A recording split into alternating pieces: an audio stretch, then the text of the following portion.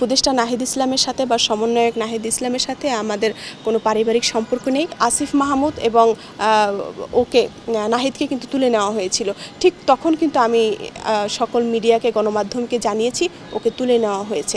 তো ওদেরকে যখন তুলে নেওয়া হয়েছে, এই নিউজটি যখন প্রকাশ হয়েছে তারপরে কিন্তু ডিবি অফিস থেকে স্বীকার গিয়েছে যে তাদের হেফাজতে আছে। দেখুন, আসলে বিষয়টি আমিও সোশ্যাল মিডিয়ার মাধ্যমে জানতে পেরেছি। বিডি প্যারোনামা নামে একটি অনলাইন পোর্টাল আসলে এই নিউজটি করেছেন। আমি জানি না তারা কিভাবে এতটা অসত্য একটি নিউজ তারা প্রকাশ করলেন। একেবারে কলামের শুরু থেকে শেষ পর্যন্ত পুরোটাই একটি মিথ্যে গল্প এবং অসত্য গল্প। দেখেন, আমরা রাজনৈতিক কর্মী, আমরা রাজনীতি করি, আমাদের সমাজে পরিচিতি আছে, একটি অবস্থান আছে, সম্মান রয়েছে।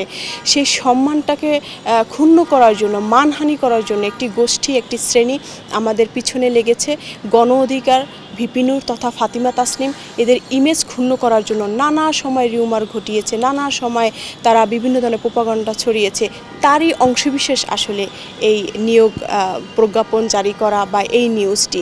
তো এটি দ্বারা আমি এবং আমার পরিবার কিন্তু অত্যন্ত বিরক্ত এবং আমরা কিন্তু এই বিষয়টি নিয়ে কনসার্ন এবং খুব শীঘ্রই আমরা এটি আইনের দ্বারস্থ হব এবং আমরা আইনের আওতায় এনে মুখোমুখি করে একটি উদাহরণ সৃষ্টি করতে চাই ভবিষ্যতে যেন আর কখনোই কোনো সাধারণ মানুষকে, কোনো রাজনৈতিক ব্যক্তিকে অথবা যেই পেশায় থাকুক না কেন অসত্য কোনো নিউজ যেন আর তারা কখনোই প্রকাশ না করে। নাহিদের সাথে আপনার পরিচয় বা সম্পর্ক বা পারিবারিক কোনো কিছু আছে কিনা?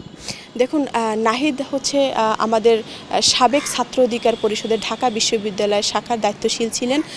শুধু নাহিদ নয়, সমন্বয়ক আসিফ মাহমুদ, নুসরাত তাবাসসুম তারাও কিন্তু আমাদের ছাত্র অধিকার পরিষদের ঢাকা বিশ্ববিদ্যালয় শাখার দায়িত্বশীল ছিলেন। তো তখনকার সময় আসলে আমি গণ অধিকার পরিষদের সিনিয়র নেত্রী হিসেবে কিন্তু তাদের সাথে আমার একটা সখ্যতা ছিল। আর পরিশেষে ঢাকা বিশ্ববিদ্যালয়ে কিন্তু আমরা করোনার সময় হল ক্যাম্পাস খুলে দেওয়ার জন্য আমরা অনেক আন্দোলন করেছি, কারণ আমি ঢাকা বিশ্ববিদ্যালয় থেকে মাস্টার্স করেছি। তো সেই সুবাদে একটা ঢাবিয়ান সম্পর্ক কিন্তু ওর সাথে বা ওদের সাথে আমাদের ছিল। তো এখন ওরা অন্য দলে চলে গিয়েছেন বা ওরা ছাত্রশক্তি নামক একটি সংগঠন তৈরি করেছে, সেটি পরের বিষয়। কিন্তু একটি মানুষ যখন বিপদগ্রস্ত হয়, সে যদি যোদ্ধা হয়, তাহলে সে কোন সংগঠনে আছে সেটি ম্যাটার করে না। ম্যাটার করে আসলে সেই মানুষটাকে আসলে নিরাপত্তা দেয়া বা তাকে বিপদ থেকে মুক্ত করা। তো সে যখন 21শে জুলাই সে যখন অসুস্থ হয়ে হসপিটালে এসেছিলেন, তার অবস্থা এতটাই খারাপ ছিল যে তাকে ইনস্ট্যান্ট চিকিৎসা দেওয়াটা দরকার ছিল। কিন্তু সেই মুহূর্তে তার সাথে তার স্ত্রী ছিল, পরিবারের লোক না থাকার কারণে আমি আসলে একটি মুঠোফোনে ফোন পাই, তাকে ভর্তি করানোর ব্যাপারে সহযোগিতা চেয়েছিলেন। তো সেই জায়গাটা থেকে আমি সেখানকার অ্যাডমিন বা কর্তৃপক্ষ যারা ছিলেন তাদের সাথে কথা বলে তাকে ভর্তির জন্য ব্যবস্থা করে দিই। সেই ইনফরমেশনটা আসলে ডিজিএফআই লিক করে দিচ্ছেন এবং সবাইকে জানিয়েছেন যে আমি তাকে ভর্তি করেছি এবং আমার নাম্বারটা কল রেকর্ডিংয়ে ট্র্যাকিংয়ে ফেলিয়ে রেখেছিলেন এবং আমার রুমের সামনে ডিজিএফআই বসিয়ে রেখেছিলেন। আমার রুমে আমার পরিবারের লোকও খাবার দিতে যায়নি, বরং একটি হোটেল বয় খাবার দিতে গিয়েছিলেন এবং তাকেও অ্যারেস্ট করে নিয়ে গিয়েছিলেন তখনকার সময়। এর পরবর্তীতে 26শে জুলাই যখন ওকে অ্যারেস্ট করে নিয়ে যাওয়া হয়, ওর পাশে ওর ওয়াইফ ঘুমিয়েছিল পাশের বেডে, কিন্তু ওর ওয়াইফ কিন্তু জানতে পারেনি যে তাকে তুলে নিয়ে গেছে।